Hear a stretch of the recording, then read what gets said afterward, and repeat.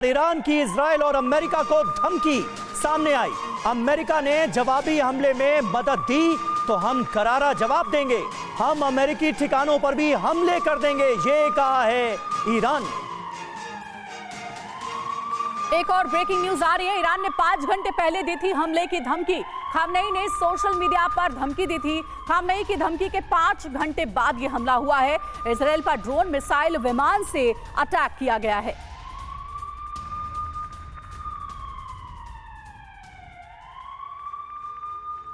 तो देखिए, खामनेई की तरफ से पहले धमकाया जाता है सोशल मीडिया का इस्तेमाल करके और उसके 5 घंटे के अंदर अंदर ये बड़े अटैक हो जाते हैं। खामनेई का खुलासा 5 घंटे पहले हमले की तैयारी, डिटेल जो हमारे पास है वो देखिए।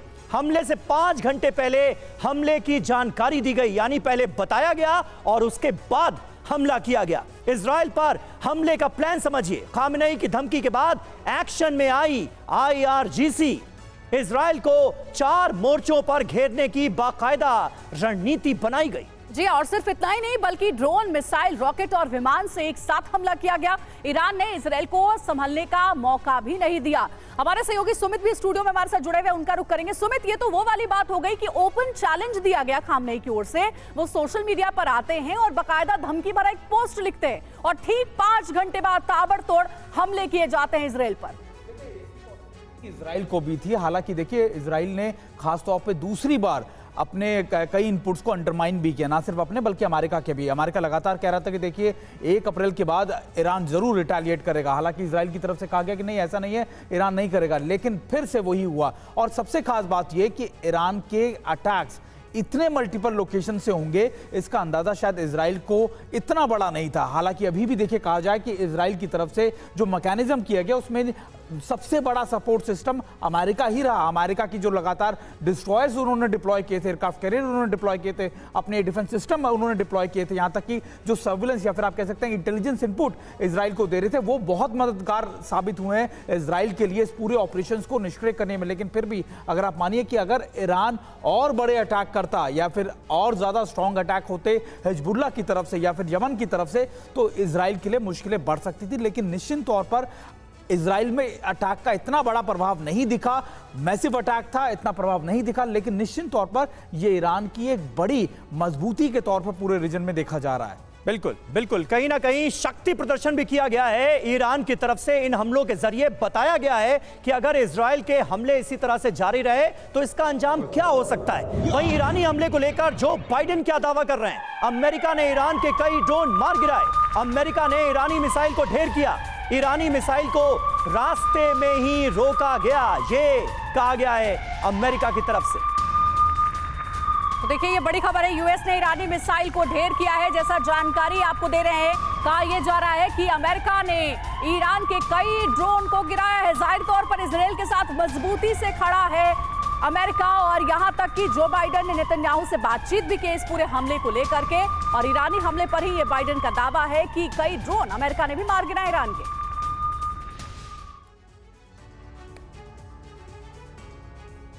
तो इजराइल पर हमला, आगे क्या करेगा अमेरिका? बाइडेन ने क्या कहा जरा समझिए। इजराइल पर ईरानी हमले की एक तो निंदा की गई है। ईरान ने जिस तरह से इन अटैक्स को अंजाम दिया उसको कंडेम करता हुआ नजर आ रहा है अमेरिका। अमेरिका ने विमान और बैलिस्टिक मिसाइलें भेजी हैं। अमेरिका ने ईरानी ड्रोन और मिसाइलें मार गिराई क्योंकि अमेरिकन एयर डिफेंस सिस्टम भी एक्टिव हो गए।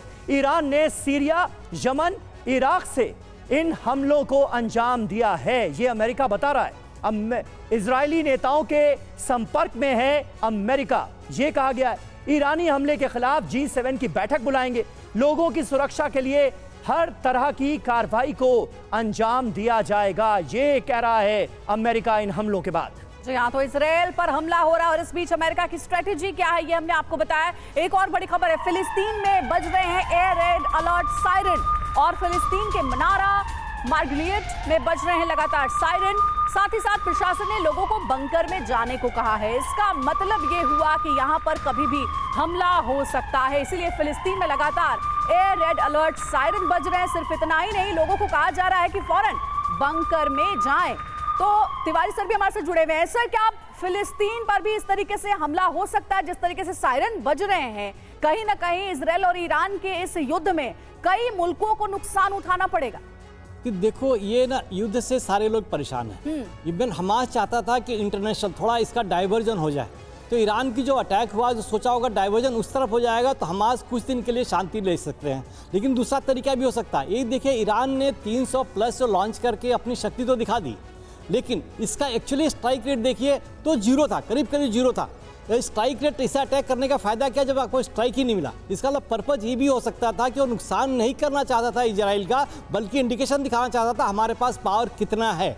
अब ये जो है इवन इजराइल को कहते हैं, इजराइल जैसे ईरान के ऊपर अटैक कर सकता है, लेकिन वो ऐसा अटैक नहीं करेगा जहां पर उसका स्ट्राइक रेट 100% ना हो। ये सरप्राइज एलिमेंट जो ईरान ने मिस किया है, जिसकी वजह से इसके इतने मिजाइज बर्बाद हुए हैं, कुछ नेट रिजल्ट नहीं आया। अगर वो इंटेंशनल नहीं है तब ये सरप्राइज एलिमेंट उन्होंने किया। अब जहां तक ये हमास का सवाल है, पैलेस्टाइन का सवाल है, यहाँ पर यह टेंशन डाइवर्ट होगा। हो सकता है कि सोच रहे होंगे कि हम थोड़े से दिन के लिए हमें शांति मिले, इसका फायदा जरूर इजराइल उठाएगा और जो भी बचा खुचा है उसका जितना जल्दी हो सकता है गाजा स्ट्रिप को खत्म करने की कोशिश करेगा। ये वॉर किस रूप में लेता है, वार्निंग, एक्शन, रिएक्शन। अभी उसने अटैक किया, इजराइल रिएक्ट करेगा, फिर ईरान रिएक्ट करेगा। जैसे दोनों का बॉर्डर एक तो है नहीं कि कन्वेंशनल वॉर नहीं होगी, it is action and reaction. ये इजराइल का इवन मिसाइल्स का ही अटैक है। अब देखिए क्रूज मिसाइल्स है, क्रूज मिसाइल्स को टारगेट करना एयर डिफेंस सिस्टम के लिए, एयरक्राफ्ट के लिए उतना आसान नहीं है जितना बैलिस्टिक मिसाइल्स है। तो अगर ये क्रूज मिसाइल ही ज़्यादा लॉन्च करता तो इजराइल को ज़्यादा नुकसान हो सकता था। ठीक है।